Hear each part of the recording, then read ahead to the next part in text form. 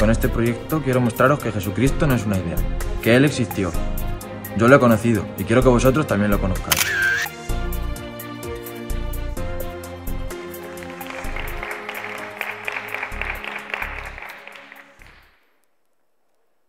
¿Es el Real Madrid el mejor equipo del mundo?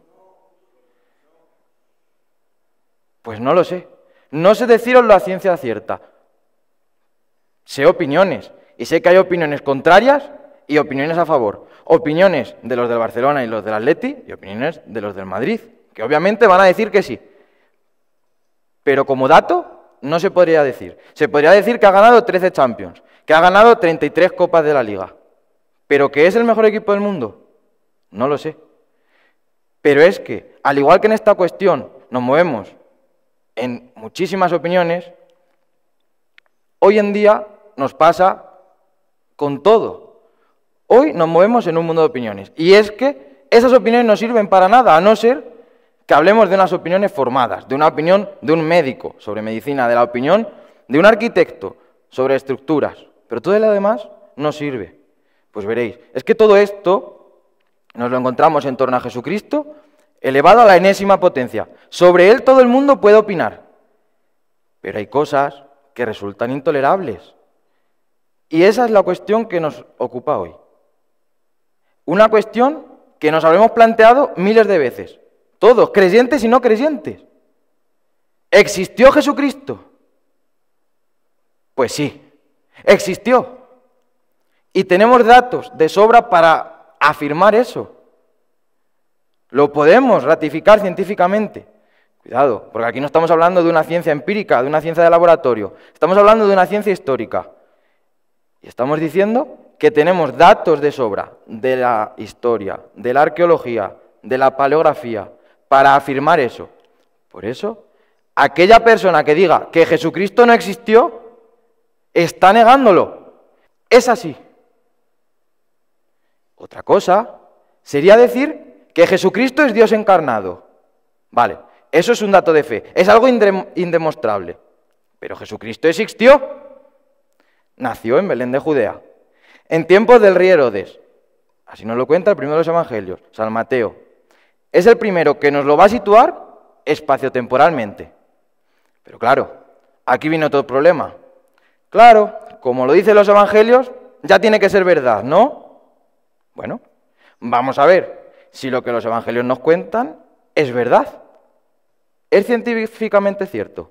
Veréis, evangelio es un género literario de la época antigua, utilizado para contar las hazañas y las enseñanzas de personalidades importantes, de maestros. Sobre Jesús conocemos 4, las que están en el Nuevo Testamento, en la Biblia. Pero aparte tenemos los evangelios apócrifos, que son los no reconocidos como inspirados por Dios.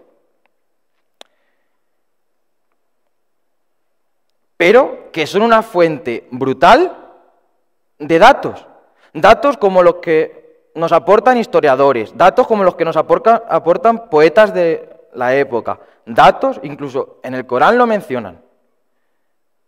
Pues bien, es que con esto solo podemos decir que los evangelios son los libros más auténticos y más veraces que encontramos. Pero es más, veréis, hoy en día poseemos 6.000 copias del periodo histórico antiguo, en griego, que era la lengua usada para escribir los evangelios, y más de 40.000 copias en diferentes lenguas orientales. Claro, hay que caer en la cuenta que todas estas copias no estaban hechas en una imprenta, estaban hechas a mano, había gente que las hacía a mano. Entonces, esa gente no iba a perder el tiempo en contar mentiras, no iba a perder el tiempo en hacer miles de copias, en contar algo que no sucedía. Contarían cosas importantes, cosas reales, cosas que pasaban. Pero aún así, los evangelios son puestos en duda, su veracidad es puesta en duda. También es verdad que se ha puesto en duda a partir del siglo XX. Antes no se dudaba de ello, pero como tampoco se duda hoy que los diálogos de Platón o que las guerras de las Galias sean de Julio César. Pero es que es curioso esto, porque veréis, Los evangelios fueron escritos entre el 35 y el 70 después de Cristo. Y la primera copia que hoy encontramos es del 125 después de Cristo. Vemos que tan solo pasan unos 70 años desde que fueron escritos hasta que encontramos la primera copia. Y sin embargo, Platón, que era un filósofo del siglo V antes de Cristo, la primera copia que encontramos de un manuscrito suyo es del 895 después de Cristo.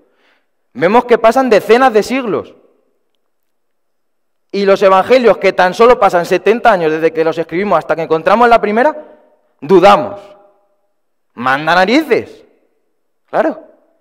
Pues es que con todo esto, solo queda afirmar que los evangelios son los libros más antiguos, más auténticos y más veraces que hoy en día poseemos. Pero es que además son históricos y son auténticos. ¿Por qué? Porque no hay ningún otro testimonio, ningún texto, ningún dato que contrarie esto, que lo contradiga. Y eso que el cristianismo fue perseguido hasta el siglo IV. Pues bien, una vez que hemos caído en la cuenta de que los evangelios son veraces, vamos a ver lo que cuentan. Todos sabemos que cuentan la vida de Jesús.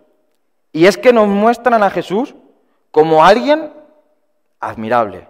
Era un hombre espectacular. Toda la gente lo seguía. Cuentan los evangelios que había gente que se subía a los árboles, a los tejados, para verlo. Vamos a hacer un símil. Hoy en día, un famoso por la calle no va solo, va rodeado de gente, va rodeado de fans, intentando hacer selfies, intentando subirlo al Instagram al momento. Mira, que estoy con Pablo Alborán. ¡Ja! ¿Vale? Pero era aún más espectacular porque había gente que daba la vida por él. Había gente que daba la vida por él. Y es que todo eso ha llegado hoy hasta nosotros, porque hoy en día queremos seguir sabiendo de él. Incluso hay gente que sigue dando la vida por él, los sacerdotes. Y eso es brutal. Pero claro, ¿por qué queremos seguir sabiendo de él? ¿Por qué la gente lo seguía en su vida? Porque esa era su mayor enseñanza. Su vida. Él era modelo de hombre perfecto. Todo el mundo quería saber de él. Pero es que además tenemos los milagros de Jesús.